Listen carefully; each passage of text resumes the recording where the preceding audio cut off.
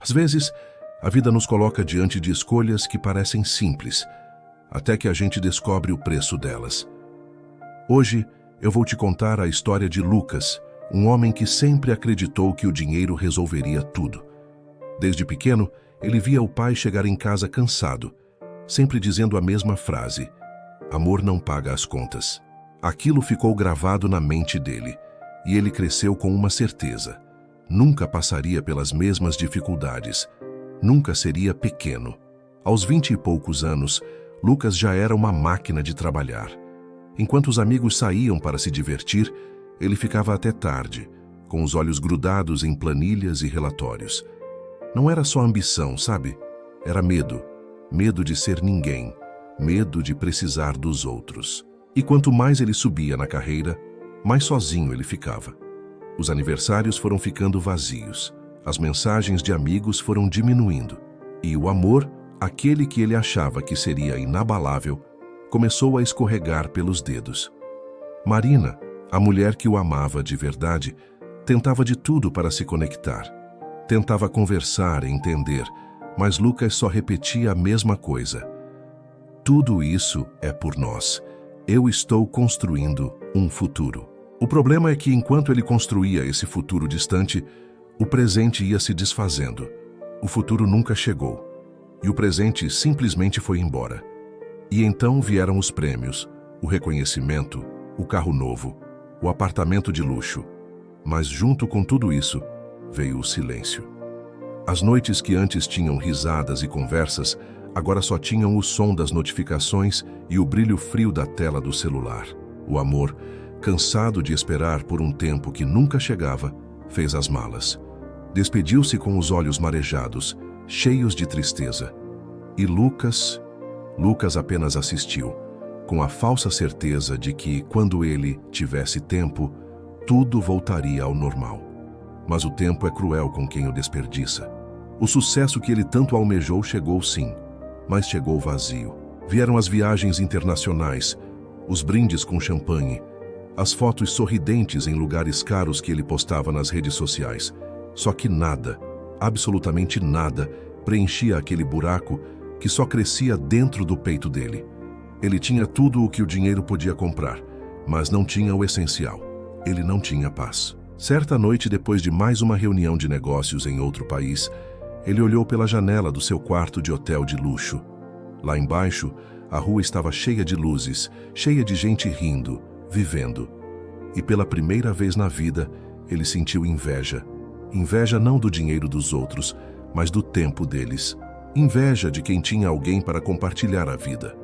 Porque pela primeira vez, ele percebeu uma verdade dolorosa. O dinheiro compra conforto, mas não compra calor humano. Compra status, mas não compra significado. Ele voltou para casa, mas o seu lar já não o reconhecia. As paredes pareciam frias, a cama grande demais, o silêncio era pesado, ensurdecedor. E foi então que ele abriu uma gaveta e encontrou uma foto antiga. Era ele e Marina sorrindo num dia simples, com as roupas todas sujas de tinta, porque tinham decidido, por impulso, pintar o quarto juntos. Naquela imagem estava tudo o que ele tinha perdido. Não era apenas o amor de Marina, era o sentido de tudo. Foi nesse momento que o orgulho cedeu. O homem que sempre quis vencer percebeu que, na verdade, estava apenas fugindo da própria solidão. Ele pegou o telefone, tentou ligar, tentou escrever, mas descobriu que algumas coisas, como o amor, não esperam para sempre. E pela primeira vez em anos, Lucas chorou. Não pelo que não tinha, mas por tudo aquilo que ele deixou escapar por entre os dedos. Os meses se passaram. A empresa continuava a crescer. O nome dele ainda era respeitado no mundo dos negócios, mas os olhos já não tinham brilho. Ele começou a entender que, no fim das contas, o dinheiro não te aplaude quando você erra. O dinheiro não te abraça quando você desaba. E o dinheiro definitivamente não te salva quando você se perde de si mesmo. Um dia, por obrigação, ele foi visitar um orfanato para fazer uma doação em nome da empresa. Era só uma ação de imagem, nada mais. Mas lá, ele conheceu uma menina de uns 8 anos, chamada Clara. Ela o olhou com aquele sorriso desdentado, cheio de pureza, e perguntou se ele podia ajudá-la a pendurar um desenho na parede. O desenho era simples: uma casa, um sol e duas pessoas de mãos dadas. Ele, curioso, perguntou quem eram as pessoas no desenho, e a resposta dela o atingiu como um raio. Ela disse: "É a casa que eu ainda não tenho, e o pai que eu espero um dia encontrar." Aquela frase atravessou a alma de Lucas. Foi como se o universo, cansado de mandar sinais, tivesse resolvido gritar para que ele finalmente entendesse. Nos dias seguintes, ele voltou ao orfanato, e depois voltou de novo.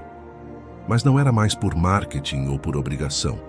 Ele voltava porque, de alguma forma, sentia uma paz que não encontrava em mais nenhum lugar. Começou a ajudar com pequenas coisas, depois a ensinar o que sabia, e sem nem perceber, passou a fazer parte da vida daquelas crianças. E aos poucos, o brilho nos olhos dele voltou. Não o brilho do sucesso, mas o brilho da presença, da conexão. Lucas nunca mais foi o mesmo.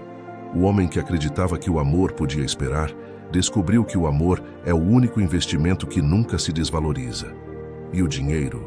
Bom, o dinheiro, quando vem acompanhado de um propósito, deixa de ser uma prisão e se torna uma ferramenta para fazer o bem. Hoje ele ainda tem o apartamento, o carro e a empresa de sucesso. Mas a grande diferença é que agora ele também tem com quem dividir o silêncio. Tem o som do riso de crianças que o chamam carinhosamente de tio Lucas. Ele tem um coração em paz e a consciência tranquila de que o tempo, embora seja implacável, às vezes nos dá segundas chances, se a gente se permitir sentir de novo. Talvez ainda dê tempo. Nem sempre o amor que perdemos está no passado. Às vezes ele só muda de forma, de endereço, e espera pacientemente você parar de correr atrás do que nunca vai te preencher de verdade. Porque no fim, a vida não vai te cobrar quanto dinheiro você ganhou. Ela vai te cobrar o quanto você amou, o quanto você se conectou, o quanto você viveu.